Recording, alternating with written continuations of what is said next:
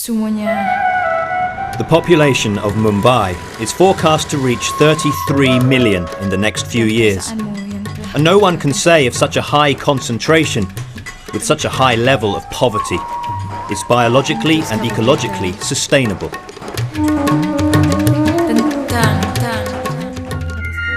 I've decided to visit, photograph and film the 40 most highly populated cities in the world, to try to answer a question. Why do the men and women of the third millennium continue to leave their villages to throng to places that are sometimes so polluted and dangerous as to be barely compatible with life? What promise do the great cities hold that they constantly attract new converts?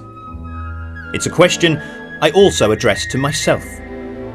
After years of studying the indigenous peoples of the primary forest of Palawan, here I am catapulted into the immense concrete jungle that is covering the planet at a rate never before seen in the history of our species.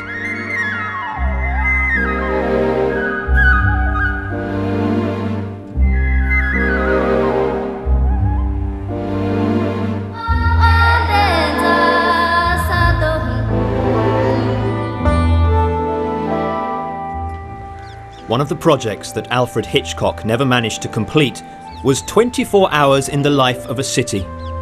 I can see the whole picture from beginning to end, Hitchcock said in an interview with François Truffaut. It starts out at daybreak, then the early stirrings of life in the city. You could look at everything, film everything, and show all of that. I arrived in Mumbai at night. The spectress that welcomed me to the financial capital of the Indian subcontinent, a luminous white funeral procession along the dark bypass and the dark piles of sleeping bodies heaped along the road, vanish with the light of the sun, driven away by the cacophony of car horns.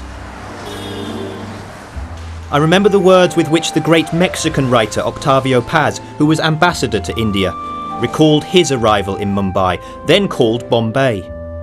Horror, stupor, astonishment, joy, enthusiasm, nausea, inescapable attraction. The excess of reality had become unreality, but that unreality had turned suddenly into a balcony from which I peered into what? Into that which is beyond and still has no name.